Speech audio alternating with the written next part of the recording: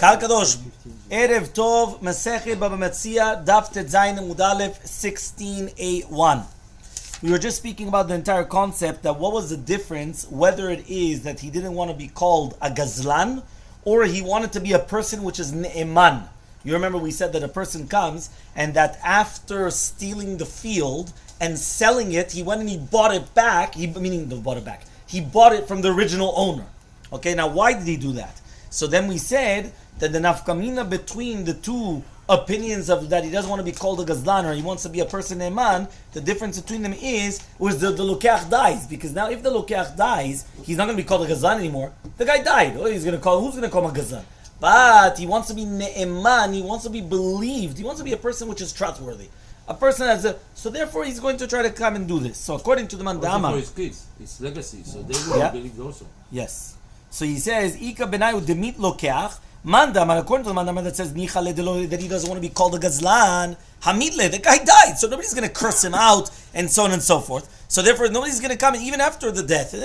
But according to the Mandama, that he wants to be ne'eman, right? So behadi banai nami nicha ledeleku mimnuteh. Also to do with the children of the purchaser, he wants to be a person that's ne'eman. So because of that, he's also going to do that. So this is going to be the difference between the two different answers. Says the Gemara, sof, at the end though, karele b'nei lokeach gazlana. Right? Still, he's going to be called a gazlan, which means even if the lokeach dies, what? The children won't call him a gazlan? Why not? Yeah?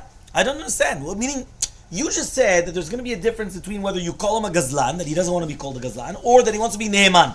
And the difference is lokeach dies. So no, even if the lokeach dies, he's still going to be called, right, the gazlana. He's still going to be called a gazlan because the father sold the field, right, and he's not mekayim the mekach. So it comes out that even according to Morzutra, for sure he wants to be mekayim the mekach even if the lokeach dies.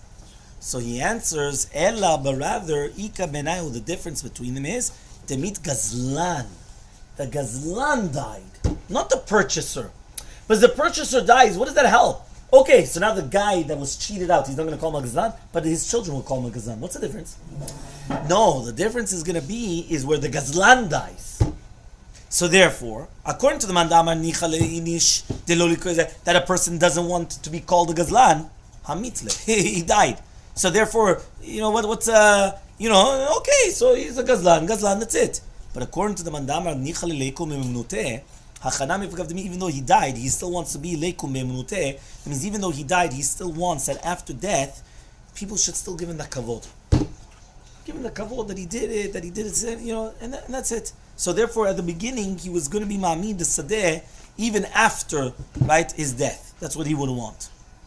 So the Gemara says, still, sof, karu libnei b'nei gazlana. Right? At the end of the day, even when the gazlan dies, right, they're going to call his son. This is what Ronen said before, his children. But this is the question now after all that, meaning when exactly the son of a gazlan, yeah, son of a gun. You understand? So there was son of a gun, son of a gazlan. So says the Gemara, ela yike benayo, but rather the difference is them tiava b'matana. That what happened is that the gazlan gave it as a matana. So according to the mandama, meaning he didn't steal it and sold it. He stole it and he gave it as a present. Okay, we're changing the case. Remember, beforehand we were talking about that he stole it and then he sold it. Now we're talking about he stole it and he gave it as a present. Right? So according to the mandamar, that he wants to be a trustworthy person, also by a matana, he wants also. But according to the Manda Amar, that he just doesn't want to be called a gazlan, Elmaleh, he's going to come and he's going to say, my gazlini mincha, my gazalti mincha. I didn't steal anything. Meaning, if you receive something as a present, and then afterwards somebody comes and they take it away from you, can you call them a gazlan? Can you call them something? No, you didn't receive a penny from me. Say thank you, I gave you a present. At the end it didn't work out a present, fine, so you took it back. But you can't say anything, right? But if it's going to be that you gave a present and you want that it should be b'nei manut, that the present stays by you, therefore it still stays by you. So says the Gemara, pshita, it's obvious. Zabna, right, that if he sold it, orta v'yava matana. What happens right now in a case where he takes it from the original owners? Meaning, one more time, right? He came and he sold the field which was stolen, and then he purchased it back. So the lokeach is going to take it or not, right? So he says zabna. What happens right now if he sold it? Orta, right? V'yava b'matana. Before the gazlan came and he took it back from the balim rishonim, he went and he sold the field to somebody else. That means, or he gave it as an inheritance, or he gave it to a matana. And then afterwards, he purchased it back from the original owners. Okay? Everyone understood the case? One more time. Right? We're talking about that because we said that if afterwards, he was already zochen from the beginning. Okay? But now the question is, what's happening over here? That he basically went, he sold it, and then before the went, and he already gave it over to somebody else. And now he comes and he buys it back from the original owners. Before giving. No, it was after. It was after giving it to the things. That's what he says. After. If beforehand, he went and he sold it to somebody else, besides that first person. Right? Or he gave it to the children, or he gave it as a matana to somebody else. Then afterwards he went and he bought it from the original owners. Right? For sure he was megale dato, that he doesn't want that the lokeach harishon should keep it. And he doesn't want ne'emunuto then. Right? You understood what happened? He went and he stole the field. He sold it. But now, before buying it from the original owners, he's going to give it as a Yerusha to the children, or he sold it to somebody else, or he gave it to somebody else as a present as well. So here you already know that he doesn't want nemanut. What is nemanut? He wants that the sale that he did should act as a good binding, genuine sale. He's a good guy. So then afterwards he went and he bought it. But now the fact that he's coming and he's buying it from the original owners, but one second, but he already gave it to somebody else also afterwards. So for you see that he doesn't want this nemanut. Right? So lav luk mekamen lokach rabbi, naflel belusha, yusha milai, velav iu katarach batra, and he didn't actually do anything. Right? So therefore, in such a case, for sure you could take it away from the lokeach, and there's no chacha that he wants to have nemanut. Because since obviously the guy wanted to give it to somebody else, so that's a proof that he didn't want nemanut. That means this answer of nemanut does not work over here. Okay? Gave ihu bechovo. If right now the gazlan came and he collected it from the nigzal, right? Bechovo. Which means after he stole it, he sold it. The nigzal comes and he says, right, pick up the karka that I stole from you, right? In the chov that you owe me. Yeah? So what happened?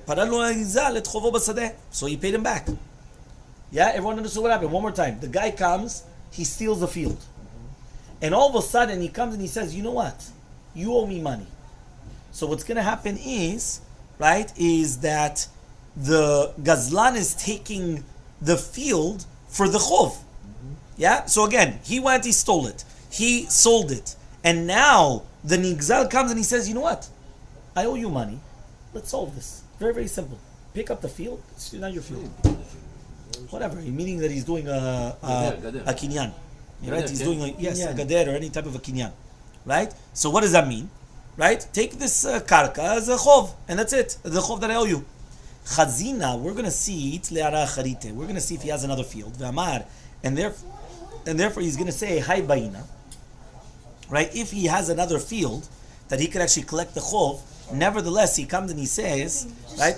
He comes and he says, nevertheless, if the gazan says, I want this one, right? So therefore, obviously, you can't do that then. Because he wants to put it in the front of the lokeach, right? Because he went to be miyuchad to actually collect this karka. So therefore, when he's buying it back from the balim rishonim, the kavanah is to give it to the lokeach. So that was the concept of ne'emanut again. Because again, he wants that it should be imun, that he just sold the field that he just stole, but he wants that it should be dafka this one.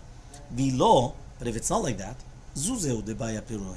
Which means it could be that it's only the ma'ot chovo that he wants to get paid back from the nigzal, and the kavanah was he didn't actually bechavana want to do this, and therefore he doesn't want to be getting the nemanut, and therefore he could still take away the sadeh from the lokeach. One more time, if there's going to be another field, which means he went and he stole field A. The one that was stolen from has A, B, C, D, E, F. You continue going. So now, technically, he could choose B.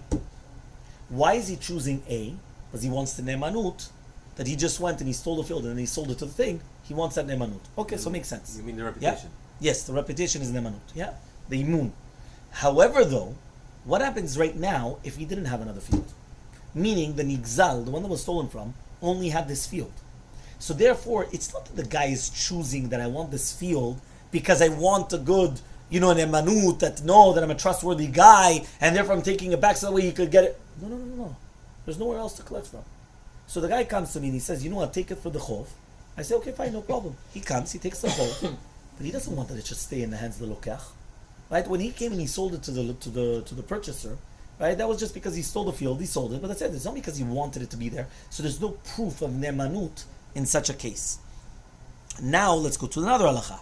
What about 1 second? Yeah? What about now Yava ne'aleh b'matana? Which means, one more time, until now we're talking about a sale. Now we're going to go to a matana. What about now in the matana? So what happens now if the nigzal is giving it to him as a present? Yeah, it sounds a little bit interesting, right? But the guy just stole from you, and now you come and you say it's a present. You actually know that this actually happened, right? There's a very famous case, right, that happened with the Chavetz Chaim. With the Chavetz Chaim, there was somebody that came and they stole his candlesticks. And what happened was that when they stole his candlesticks, he went running out of the house, and he was screaming, I'm mochel, but know that it's pure silver. Why?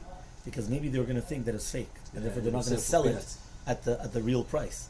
So saying, I'm mochel, but at least know that the real value, meaning that it's the real stuff. Yeah, that means when they're going to sell it, don't come and, undersell. Make sure that you're... But he was screaming that he was mochel.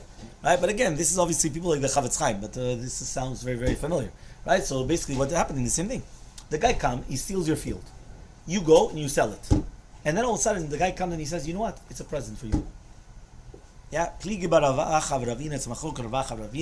One of them says matana is like a Yerusha, which means that we just said above that the Gazlan, which is going to be Yoresh the Sadeh, could take it away from the Lokeach. So too, if matana is like a Yerusha, is like an inheritance, so you could do the same thing then. Tahamimela, because it's coming mimela, meaning the concept, what was the concept of nemanut? The concept of nemanut was you want to make sure that you have a good reputation. So what are you going to try to do? You're going to try to do everything to make sure that you have an imun, an nemanut, so you're a trustworthy guy. You're a good guy. Right? That's what people want. People want to be a good guy. But that, you have to work for it. If it comes on its own, whoever said that you want that? It came by itself. Yerusha came on its own. You had to work for it? No. So there's no proof that you wanted to be a good guy. It came out that way. Hashem made it come out that way, but it's not that you work for it. So the same thing here, the same thing with the matana. Right? The matana is going to be the same thing. The Chadamar, the one says no. Matana is like a sale. What does that mean? Meaning, it's like a sale. What do you mean it's like a sale? Nobody gives you a present for nothing. You heard? Nobody gives you a present for nothing. It doesn't exist. It's not true. Yeah? You like Baba Hati, you always take care of it. Right? The present, right? There's always a reason. It could be that a sense of kavod, a sense of hakarat hatov. It could be, but there's always a reason.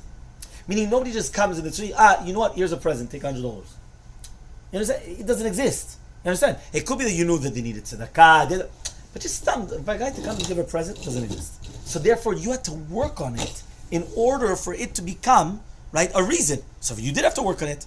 So therefore, in order that you should give it. So therefore, obviously, he was doing it in such a way that he would be able to get it, and therefore it's like a mecher, and therefore, obviously, you're going to be able to, it stays by the lokeach, because obviously you wanted it for a good reputation. So says the Gemara, until when are we going to say that you want that it should be because of keeping your good name?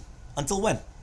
Yeah? Imagine right now, right, you come, and the guy takes the money back, and until when? When are we always going to say that you want to have a good faith? So Amar Ravuna comes and he says, until they're going to take the field, until they put it in the Beddin. Which means if they already put it into the Beddin, and then he comes and he purchases it, for sure he's not putting it in front of the Lokeach, right? Why? Because he was already Amad Berisho. He was already a Rasha until then. And therefore, he's already known to be a guy that's not Ne'eman. Which means, a guy comes to Bedin, and until the Bedin they come, finally they say, no, he has to pay it back, and he has to do this, so he's already Rasha. So if he's already Rasha, now he wants to, no, so that's it. Come on, we finished. There's no such thing anymore of the Ne'emanut. Right? Why? He ruined that Ne'emanut. Okay, that's the first Shita.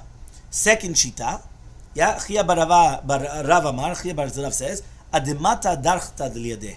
Until you get an adarchta, in the hand, which is basically the psak din. Meaning when you go to a bedin, the bedin come and they give you like a paper, and that paper is like basically the gzar din. That's where it says you have to pay it back. So until that paper, you could still retract. You still want to be a good guy. If Papa comes and he says, Ad mitchalan yomei achrasta, until the beginning of the akhraza, which means even after you get this paper, they come and for 30 days they're mentioning it. Right? That basically that that you have to come, and then afterwards if they don't, then they start putting people in cherem, v'chule. So therefore, because of that, that's the 3 different shitot until when basically is a person still want to be good, right? That they're called a good guy. So says the Gemara, Mat kifla Rabbi Merchama. So Rabbi Merchama comes and he asks the following question. Michti, let us see. Hay lokeach b'may kani lehayara. How does the lokeach buy the? Kal kadosh boker or Masechet Bava Metzia Daf Tedzayin Bet. We are now on 16b. Amar Ravuna Amar Rav. So this is the first line on the page. Amar Ravuna Amar Rav says Ravuna in the name of Rav. Ha'omer lechavero. If somebody comes and you tell your friend, Sadeh shani lokeach l'chshekachena kinuye lecha me'achshav kana. I'm going to purchase a field. And when I'm going to purchase a field, it's already acquired to you from now. Which means that the person that's receiving like this present, right? When the guy comes and he actually acquires it, the guy doesn't have to do anything. Yeah, so one more time. I come and I say, listen, yeah, Baba Haki, I love you. So listen carefully. I'm going to go buy this field. The second I'm going to come and I buy the field, it's yours. Says the Gemara, it's his. I cannot retract. The second I buy it, that's it. Done deal. It already belongs to him. So says the Rava, Amar Rava, Mistabra minta de Rav, it's very logical to say that the words of Rav is only besadeh stam. Only in a sadeh stam. What does it mean stam? That he gave him on any type of a field. Ava besadeh zo.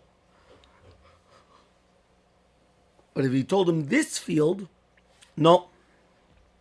Yeah, he doesn't rely upon it. Why?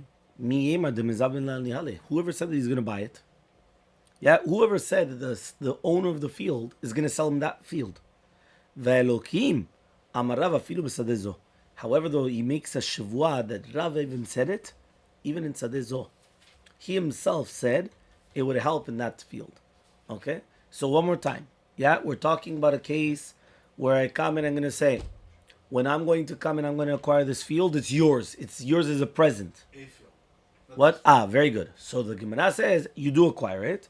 Says the Gemara, Rava comes and he says, Mistabra minta de Rav is only in a field. Why? Because whichever field that it is. But it's going to be this one. Whoever said he's going to sell you that one. So since whoever said he's going to sell you that one, you don't have a Gemirut Dat. You don't have a Smichut Dat that for sure it's going to happen. So therefore it doesn't count. However, though, he comes and he says, but really, be'emet, shitat Rav is, even in Sadezo, it also helps. Okay?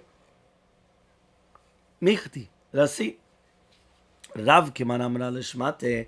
Who does Rav go like? Like Rabbi Meir. The Amar that he says, Adam makne davar shelo ba'olam. You could come and you could be koneh something which is not, right? He comes and he says, you're going to be makne davar shelo ba'olam. That means even though it didn't come into this world, you could be mokonedze.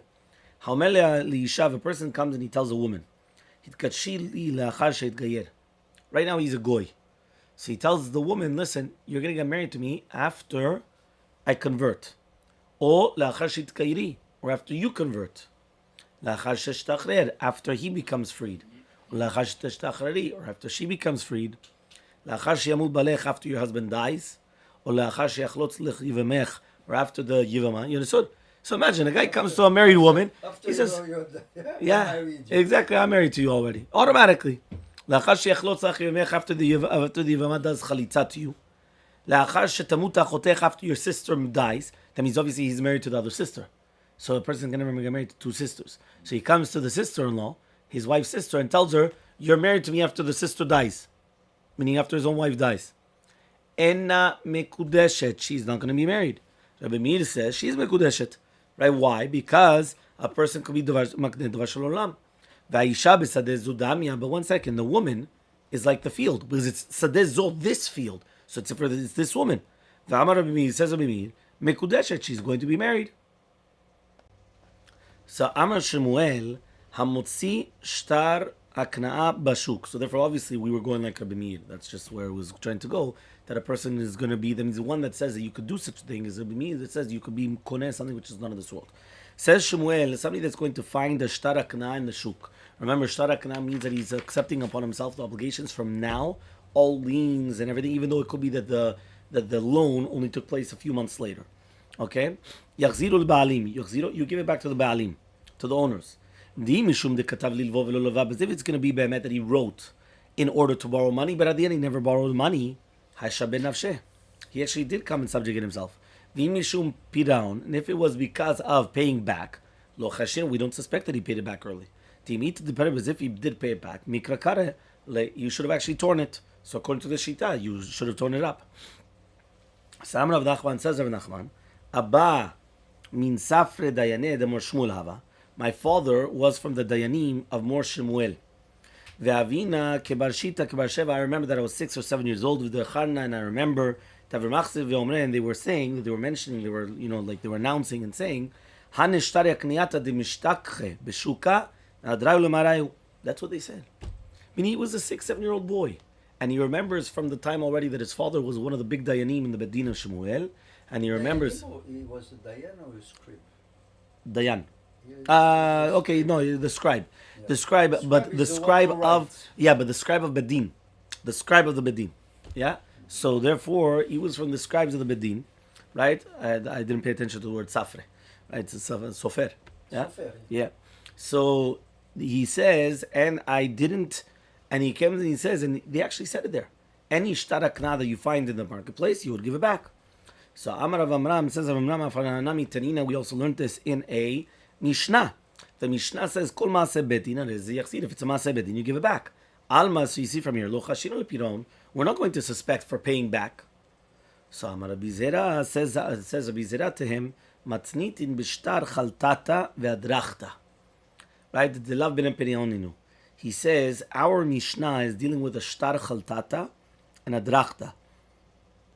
These are shtarot that Betin write in order to collect the property from the loveh to the malveh. So that's chaltata. Chaltata is that they're going to decide that the malveh, that they have to give him a shtar api bedin, that it's ki'ilu, that right now he could collect this field. And a shtar adarchata is that the bedin write to the loveh, write to the malveh, when the loveh is not around and he doesn't have any fields, so he's allowed to come and collect, right, from any types of fields. So basically, they're like, it's like a verdict. I think that's how we called it last time. It's like a verdict of betin that they come and they say he's allowed to collect fields, or so therefore these things are lav b'nei piraoninu, right? They're not b'nei piraon. Why? You're not collecting the document, but rather they're written after, right? You collected it. So therefore, we're not suspecting that you're going to come and you're going to collect something with it. Meaning, this type of a document is basically a document that after you already collected the field, you have this document as a proof. You understand? That means that you were supposed to collect it because of a debt or whatever it is. But so therefore, here there's no suspicion of coming and paying back this document. Okay? So Amar Rava comes and he says, "Yeah, v'hani lav b'nei piraon." You're going to tell me that these are not b'nei piraon? V'amni nardai come and they say, Shuma ad hadarat treis al cheshata. Do you know what a shuma is? A shuma is basically when the bedin come and they collect a field with a chov. It goes back to the owners within 12 months, which means that if he wants to come and he wants to pay it back, he has a year to pay back. So imagine, he borrowed money. He didn't have money to pay, the bedin come, they say, okay, fine, collect the field. He collects a field. Within 1 year, if he gets the money, he could come and he could pay back and then take back the field. So if he could actually pay it back within the year, what are you telling me that there's no such thing as paying back? V'amar says, I'm from Narda. I hold that Shuma goes back forever. Meaning you don't have a year, you have for the rest of your life. You're right. Right now, the loveh, the borrower, had a very difficult situation. So he borrowed money, he didn't have the money to pay, and then afterwards he had to come and he had to give it over. Fine. But here, right, the second that we're going to say that he gets out of that problem, right, because remember, the world is a galgal. Sometimes a person's at the top of the mazal, on the top of the wheel of fortune. Sometimes he's on the bottom. But he's always moving. So therefore, what happens is, okay, fine, so it could be now there's rough times. You understand? But it could be that afterwards, when it's going to come back up, it's going to be okay. Therefore, what's the problem? Yeah, so therefore you could always return to it. Elamarava, but rather Rava says, Hatamainu Tama, the reasoning over there is because because if he's going to pay it back, he's making himself lose. Because if he's going to pay it back, he should have torn up the document. Inami or to write another type of a document that he basically sold him the karka, right? That he sold it to him. Timidina ara lo ba'elemeda, because be'memi karadin, the land does not have to be given back. Unishum, but just because vasita yashav atov b'nei Hashem, that you should always do good in the eyes of Hashem. Hu da'amu rabbanan, the rabbi said tada, you should give it back. Hilkach, and therefore medei hu de kazavi, right? It's kilu, you're buying it from the beginning, from the first time around. So you buy lemichtav shtar zvine, so you should have written him a document. So gabe shtar chov, what are you going to say by a shtar chov? Im ita de pare ibayle mikra, that he should have torn it up, right? He's gonna run away. Elmaleh, you could say lemachar yavin lach tehashta lete gabay. I'm gonna bring it to you. I don't have the document. Or inami apshita de safra zayle, right? Or right, he comes and he hid it, and therefore once he hides it, so what do you want? You couldn't tear anything up. So one more time, what are we talking about? We're talking about if mi karadin, this person cannot come and collect the land. Because mi'ikaradin, after the year kaddish, Vasita yeshav, you're doing a favor to the guy. The guy now has money and he really wants his property back. So because you're a nice guy, Vasita yeshav, we tell you give it back to him. He gets the shevach? What? He gets the shevach? Probably. Yeah. If he has a whole life to get it back, then he can get a ton of shevach. Yeah. So he has to pay for it, obviously. Yeah. Whatever you invested in the property, you have to pay for it. Yeah. Again, after the first year, probably. Okay, within the first year, I'm not sure, but within the first year, he knew that he was getting it back. But after so therefore he says it's like a new panim chadashot. Why? It's a new transaction. Why? Because technically speaking, he didn't have to give it back to you. So the fact that he's giving it back to you, you have to write a new document, the kilo that he sold it to you. And the fact that you didn't do that, you lost out. That's what he says. Who's you? Okay, you, the borrower, because what happens is that all of a sudden they found this document. So the Gemara says you give it back. He says, but he could collect again. So we said that we don't suspect for paying back. Why don't we suspect for paying back? It's talking about this case. So he says, no, because if Be'emet, right, we're going to say that this document comes up again. So one second, he never paid back. Maybe he did. And now he went and he paid already for the field and to get the field back. Says, yeah, but then he should have gotten a new document that he lose a sale document. Okay? So Amar Rabbi Yavu, Rabbi Yochanan. Says Rabbi Yavu in the name of Rabbi Yohanan. Yeah, Amotzeh shtar chov bashuk. If you find the shtar chov in the shtuk, aval bi shekadu bo impek, even though it's got a kiyum betin, which means that it was verified in the betin that it's not forged, lo yachziru balim. You don't give it back. Lo mi by, not only in the case where there's no impek, because then maybe we could say that maybe he wrote it to lend the money, but he never actually lent it.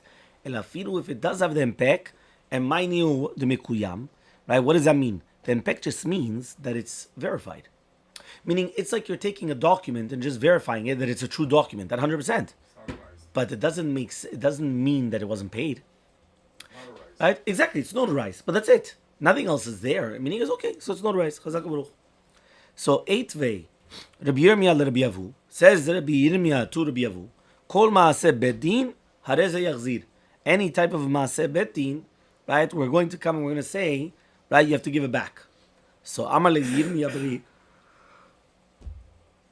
Rabbi Yavu comes and he says to Rabbi Yirmiyah, my son, lo kol maaseh bedin shavim. It's not all the same.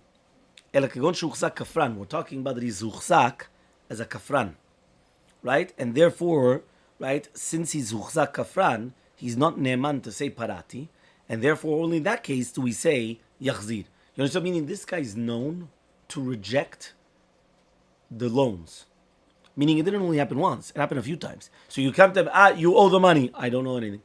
And then they come, they bring witnesses. And then they come, they bring a document. And then they come, and it's not the first time. So since this guy is a chazakah, that he's kofer means that he goes against, he renounces, right? He said, no, it doesn't exist. So because of that, we give it back, right? Why? Because he's not believed to say that he paid it back because of all the monkey business, obviously, that that he's been doing. So Amar Rava comes and he says, Umishum de Uchzak Kafran, because he's going to be Uchzak Kafran. Yeah, Chada Zimna, one time. Two, Lo Paraklal. What, he's not going to do it, he's never going to pay back? Meaning, okay, fine, it could be happen that for one time he went and he said it didn't exist. But for one time that he renounced it, that's it. Now, Gemarnu as if to say Sof Pasuk. But it's recorded at the bedroom, no? Yes, of course. But just for one time, it's already enough. That's it. No, but if it's recorded, how can he say, no, I didn't borrow? You gotta catch up there. Ela Amar Rava, but rather Rava comes and he says, Matnitin b'shtar chaltata v'dachta, ch'dir b'zira, and like Rabbi Zira. Right? So that means, again, we're talking about that there's no suspicion of paying it back because this is already after the fact. The kafran, and a person that rejects this, hoil vatel yadan, once it came to our hands, we're already going to speak about, meaning if we're already going to speak about a guy that's a kafran, that he doesn't admit that to his loans, we're going to say something about it. Amar Rabbi Yosef bar Menyumi, Amar Rav Nachman, Amrulo, they went and they told him, Setenlo, go pay up your debt document. Right, Yudzayin Amud Aleph. Ve'amar, and he says, Parati, right, I paid it. Neiman, he's going to be believed. Ba milve, right, what comes the malve, right, lichtov, to write it, right, which means this shtara darchta, in order to collect it. En kotvim v'notrin, we don't give it to him. Chayav atel right, but if they paskin that you have to give it to him, V'amar Parati, and he says, I paid it, eno neiman, he's not going to be neiman. In ba milve lichtov, if the malve comes and he wants to write the shtara darchta, we do come and we do write it.